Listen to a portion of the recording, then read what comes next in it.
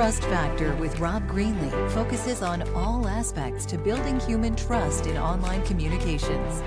In this week's show, how is trust earned and how trust is aligned with truth? New this week, I'm going to cover some top news headlines from last week that will challenge our perception of trust as examples. So, Rob Greenlee here again. Thank you for joining me here back on the show. I appreciate you spending time and joining me here. I appreciate it so much. The trust factor in our life is essential and profoundly impacts our happiness, security, and safety. So the information all around us needs to be evaluated based on our gut filter, our feeling of authenticity, believability, shown experience on the part of someone that's trying to get trust, and thinking about conflicts of interest as a backdrop to all new and controversial data or basic information. So, trust building is the number one factor really in all of our lives right now. So, what I'm going to do with this show, I'm going to take it in a new direction to some degree. And I'm trying new things, I'm experimenting with different formats. And so, bear with me and let's head down this new direction this week. I'm going to cover some news from last week that are topics that raise or lower our levels of trust based on the evidence based rationale, common sense based perceived truths, right? So, as we think about the things that we hear in our world around us, in the news headlines, what passes a test of rational common sense and perceived truth?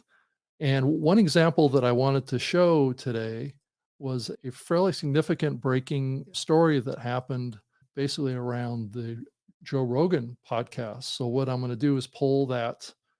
There's an article that appeared on this topic that basically it was RFK Jr., who's a presidential candidate. He basically went on the Joe Rogan podcast and he delivered an in-depth overview of vaccines and childhood kind of injuries and various diseases that he talked about on the podcast. So what this sparked was a desire on the part of some online Joe Rogan, Elon Musk, and others to challenge a person who is out there known as an expert in vaccines. His name is Peter Hotez, and Joe Rogan threw it out that he would offer him $100,000 to come on his podcast with Robert F. Kennedy Jr., who's running for president, to talk about all of the issues around misinformation, of accurate and truth. Just, I think, generally, but more focused on the theories around what's happening with the COVID and treatments and the efficacies and the safety of the treatments that has happened. And there's this tension that exists between all these parties, whether it be Joe Rogan, Elon Musk, and a few others who were bidding up to $2.6 million to donate to a charity if Peter Hotez, a vaccine scientist, would come on the Joe Rogan podcast. And my comment on this is really, as it relates to trust, is that do you think, and if you've had a chance to actually look at this article or look at the tweets that have gone on around this and the topics, if you happen to watch the conversation that Joe Rogan had with RFK Jr., I'm throwing it out to you to say, what passes your trust test on this? Do you think Peter Hotez declining, because so far he's declined this offer of all this money to go to a charity to come on the Joe Rogan podcast and talk about all these issues and clear the air of sorts? And I'm all in favor of everyone getting together and talking about this stuff. I'm not saying this because there's a certain kind of agenda that I'm trying to push forward. I think there are other ways of looking at this. There's a variety of different ways of looking at this. And one thing that builds trust is when all parties that disagree get together and talk about an issue and bring evidence and bring confirmation that we can all come together. And do you think that this effort on the part of Joe Rogan and the decline of Peter Hotez, who is a vaccine expert, to come on and talk about this and try and debunk some of the things that RFK Jr. has stated on the podcast about the efficacy of the COVID treatments? Do you trust Peter that he's being truthful here? He's trustworthy as an authority, or even is he accurate to even face being on this program and being challenged with his thoughts? And does that put him in a less than credible light when everybody else wants to talk about these issues, but he doesn't appear to be willing to do that? So, what do you think? Why don't you put it in the comments if you happen to take a position on this or think that we should just blindly trust Peter Hotez, that he's got his scientific basis for his position here, and that RFK just doesn't have the facts. I know I want to find out what the truth is here and what I can believe and what I can trust. So yeah, just give me your comments and your thoughts on this, and would love to hear your thoughts on this. If you even followed it or not, I'd be really curious. Let's move on to the next topic. So what I wanted to talk about was here, I'll share the screen again, and you can see this screenshot. The USDA has, here it's coming up on the screen. The USDA has approved its first lab grown meat in the US. So I don't know if all of you saw the headlines on this, but scientists and food safety experts, I guess, are still not sold on it. I guess the US Department of Agriculture last Wednesday approved the sale of lab grown meat for the first time and giving two California based food technology startups the green light to make and sell chicken grown in a lab from animal cells. So that's the main story here. Do we want to trust that the food companies and science can actually healthily replicate meat for all of us to for all of us to consume, under the perception that maybe it's not good for our climate or our planet to have livestock, and maybe it's unethical to kill animals in the sake of food. So I can see all the arguments for this and why we might want to move this direction. There's concerns about general cruelty to animals. But the big question is, do you trust that this increasing move towards food companies in making lab grown replacement meat? This has been going on for a long time. There's the Impossible Burger that's been around for a long time that's also based on lab grown meat. But they're claiming that this is real meat because it's based on animal cells. We'll have to see on that. Is that going to be as healthy as for human beings as grass fed meat, which is what I consume? Is I consume mostly as much grass-fed meat as I can, at, because it's generally known that there's more nutrients in that meat that generally is more like grain-fed or corn-fed. Typically doesn't have the nutrient profile to be as good for the human body. So, until there's more tests, and this is a common thread that's going on here, that all these, whether it be treatments for viruses or lab grown meat, we need to verify and trust that these things are healthy for our bodies and that it's not going to cause more problems than we're trying to solve. And the last question that I want to pose on this article too is, do you trust that the increasing kind of decisions on the part of the USDA are valid? These type of decisions we're going to see increasingly from the FDA and from the USDA. Do we trust them when much of their funding comes from either the food industry or big pharma? It gets back to, is it is it reasonable to think that maybe there's some influence there that may be going on because of the funding that's coming in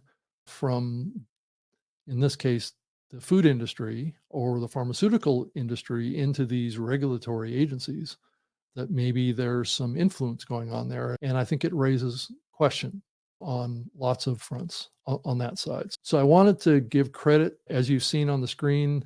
The Defender is the website that I'm pulling some of these stories from because they're raising some valid questions about the things and a lot of the changes that are being contemplated in the world. And this is one of the big reasons why I think trust is such a big issue. So let me knock down that article and we can move on here. So after this, I kind of want to take a break. I do have a sponsor of this program, and it's StreamYard, which I'm actually using to produce this show. So I wanted to play a little message from them, and then we can come back and then we can resume talking about the topic that I want to wrap the show off with at the end. So here we go.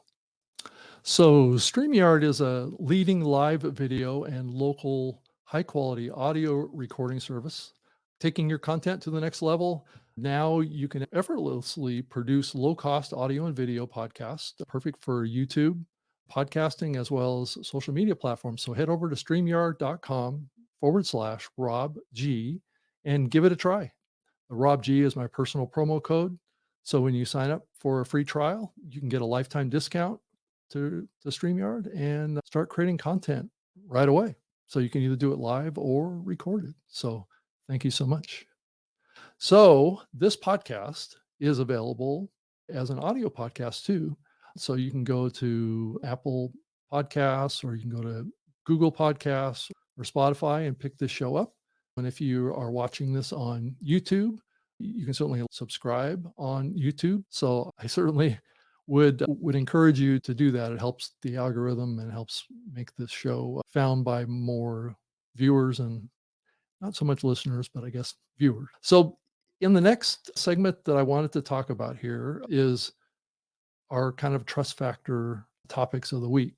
Those are two concepts that I wanted to share here. And one is, how is trust earned? And trust is aligned with truth. So we have these kind of similar topics, but indeed, pondering how trust is earned can be a pretty valuable exercise in all of our lives. And as we just ran through in the earlier parts of the show, I think it's good fodder or good kind of like material to apply some of these concepts to, and how we think about trust and truth. So those kind of run together in a lot of ways. But and plus, I do know that we've talked a little bit in past episodes about earning trust. But let's run through them again as a backdrop to the overall topic of the alignment of truth and trust. So I would say that trust is often built through consistent and reliable actions that basically align with one's words and one's actions and the intentions that we have. It basically involves being provable, honest, keeping promises, and demonstrating competence and expertise in a particular area or topic. This gets back to the earlier things that we were talking about too. Are those companies and those individuals, are they really verifiable in what they're doing? Are they demonstrating competence? Are they, if they're an expertise in their area, that's terrific. But are the things that they're saying provable? Do you feel like they're honest and they're keeping their promises? So sometimes what people do and what people say don't always align perfectly with those things. But building trust also requires active listening and having some empathy and understanding. These qualities contribute to understanding and establishing meaningful connections with other people in your lives and larger communities and things like that. So ultimately, trust is a gradual process that grows over time. So it takes consistent effort and it builds over time as people observe and experience the reliability and the integrity of others in their lives. Trust is closely aligned with truth. So, truthfulness is a fundamental element in building and maintaining trust. So, we all have to work hard to be as truthful. And I'm not a idealist on this.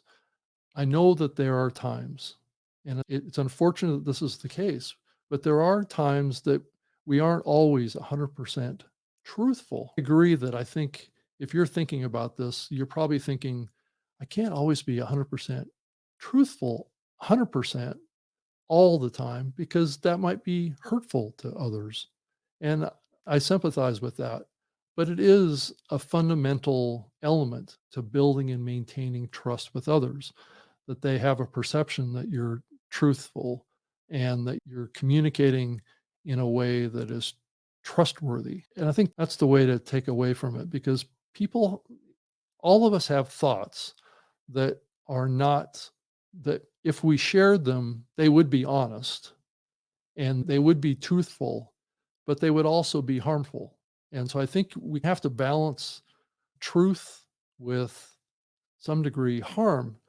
Now, most truths are not harmful, but there are some that can be. So when someone consistently tells the truth, or at least it feels like they're telling the truth and acts in a truthful manner, it does establish a foundation of trust.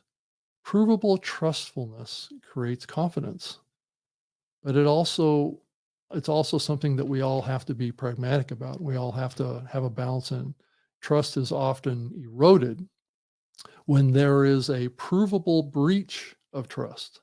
So this is the other end of the spectrum, right? Honesty can be disclosed in a less than truthful way, right? The truth comes out, as the concept goes, and trust can be either broken or it can be just chipped away, right? So there's small little things that chip away at trust. Those can accumulate over time as well to give suspicion, and people have to kind of walk carefully around truthfulness as well because of that. But when something is provable as a breach of trust, such as dishonesty or deception, which is, I'll frank about it, we're all human. These things happen. People don't always say the truth about things in their lives. And there's a lot of situations in the world in general now that one could interpret. And this gets back to some of the things we were talking about earlier in the program. There is a there is a possibility of deception when someone has something to hide, or there is an agenda, or there's a certain kind of narrative, or there's a certain kind of, maybe it's just a basic, it's an opinion that someone has that may be perceived as a deception or a dishonest opinion. So these are complicated issues. And I know I've been very kind of black and white about them in earlier episodes, but I do want to get into the kind of the gray area of these topics too, and try and figure out ways that I can be more balanced about it, but yet also very clear about them. And it's also, there's another twist to this too. When truthfulness is upheld and demonstrated consistently, it strengthens and begets more trust, and it reinforces the belief that one can rely on the words and actions of others. So what it has is a culmination effect, or it has a steamroller effect. So if you can surround yourself with people or organizations, or maybe in this case it would be country or a world, where we felt like we could honestly believe everything that's said to us, whether it be our family or our organization that we work for, or our government, or some sort of kind of global government. It would be great if there was some consistency of putting it out there, that and provable evidence that we can trust what's being pushed, especially when a lot of these things that we're seeing in our world today could be perceived as very transformational or major changes. It's like this topic I've been talking about AI. There is so much uncertainty and so much feeling of not being able to trust what we're being told about this technology, or we're just not getting the whole story, or it's not being explained to us really in a way that is helpful for us to lower our anxiety about what's happening in the world. So that's my hope, and that's why I'm trying to draw some clarity on this as well. And I did get some comments and show feedback from episode 7, where I did talk a lot about the mistrust of artificial intelligence and how that is a challenge for all of us. So, live stream universe, thank you, Ross. His comment was such a well balanced overview of AI. Thank you, Ross. I appreciate that. I'm doing the best I can.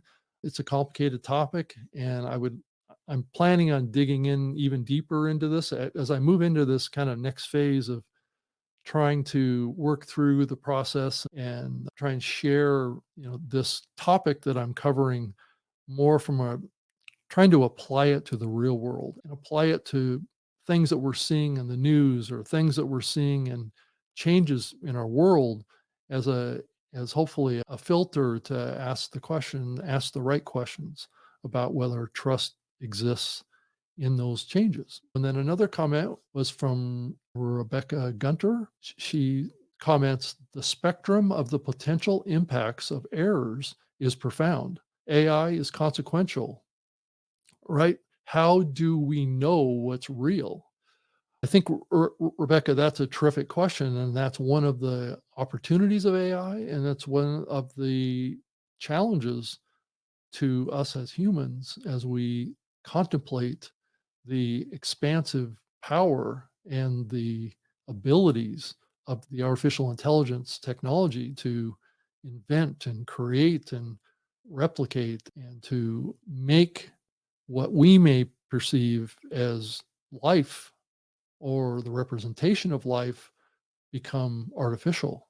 And that raises all sorts of complex issues of trust and at the end of the day, are we going to see this technology be increasingly integrated into the human experience, which is going to challenge all of us. If this technology gets embedded into our brains, or increasingly we're with our smartphones, we're becoming part of a global technology collective of sorts, interconnected beings with currently with autonomous, independent thought that are contributing to a global network that is increasingly being captured and rolled up. And we're going to see that data that we're putting into this collective network kind of coalesce into potentially a new kind of life form. And are we going to trust what comes from that? So, yeah, I'm going to wrap up this episode for this week. This was another venture into another format and another kind of show concept. And I appreciate you hanging with me on this. Please give me feedback on this. And I'm going to continue to work hard to try and get better and to improve the show and dive into topics that you care about as well. And like I said, thank you for joining me here in episode 8 of this series. And definitely look for me over on YouTube. So we're also increasingly putting this show out over on another platform called Rumble. So you'll start to see shows over on that kind of YouTube replacement platform. So we'll see that to some degree. Some video creators are increasingly putting video out on that alternative viewing platform called Rumble. So if you have an interest in checking out some of the content over there as well, I think it's a good idea as well. But keep following us here on YouTube. I am contemplating trying to do this live on Monday mornings. So that may be the next thing that you see from me is this program. Thank you so much for being here with me, and I hope you come back and check out the show again. So thank you. Trust Factor with Rob Greenlee focuses on all aspects to building human trust in online communications.